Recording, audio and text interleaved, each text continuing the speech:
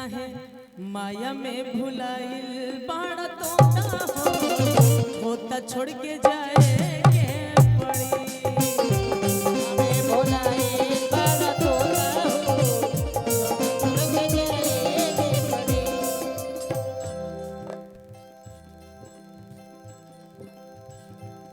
सुजीत यादव जी हमारे भावी मुख्य प्रत्याशी जिहाँ के तरफ से हजारों हजार के पुरस्कार बा।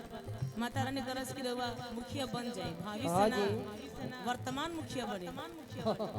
हाँ ऐसे जकर जकर नाम बुलवावे के बा वही नाम दे के नाम बुलवा ले कोनो दिक्कत नहीं है। माया में भुलाइल बाड़ा तोता हो होता छोड़ के जाए के पड़ी। माया में भुलाइल बाड़ा तोता हो होता छोड़ के जाए के तोहर भूल जाई पहिरल लंगोटा हो तोहर छूट जाई पहिरल लंगोटा हो होता छोड़ के जाए के पड़ी। माया में भुलाइल बाड़ा तोता हो होता छोड़ के जाए के पड़ी। माया में भुलाइल बाड़ा तोता हो होता छोड़ के जाए के पड़ी। माया में भुलाइल बाड़ा तोता हो होता छोड़ के जाए के पड़ी।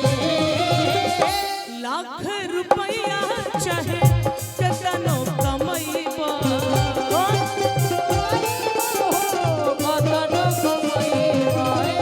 सब रह जाई हवा कुछ न ले जइबा।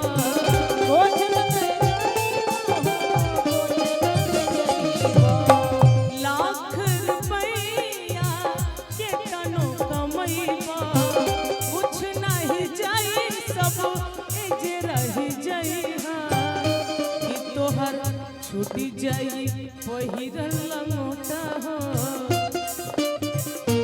तोहर छूटी जाई पहिरल लंगोटा हो होता छोड़ के जाए के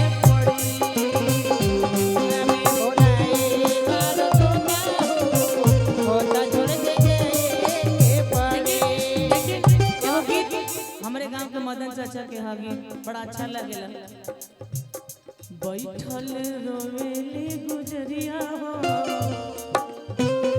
बैठल रोवेली गुजरिया हो चुनरिया में दाग लग गई।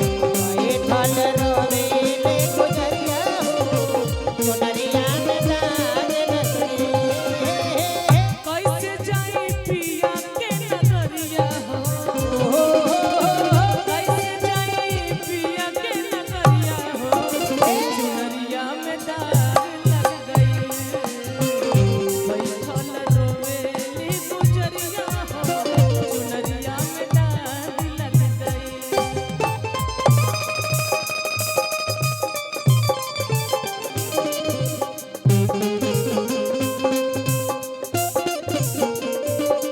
जो प्रेम गली में नया कभी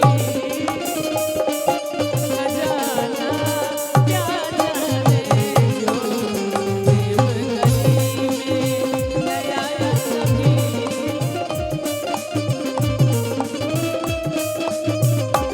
माया में भुलाइल बाड़ा तोता हो होता छोड़ के जाए के पड़ी।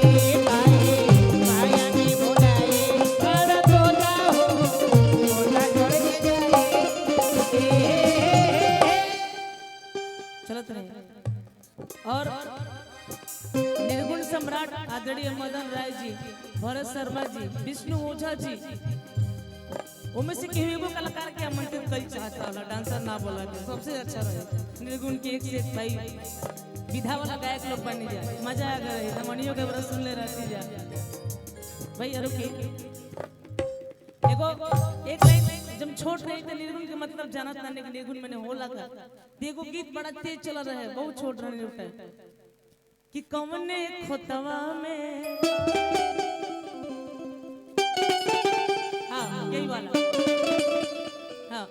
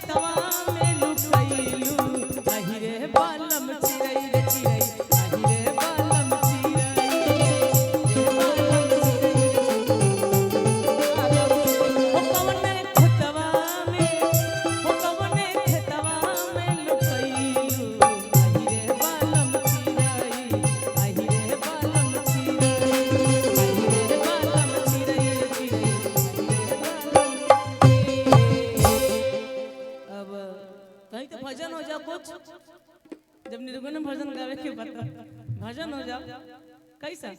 एगो कृष्ण जी के भजन गा देता नहीं भाई, मेजर में कदी भैया मेजर ना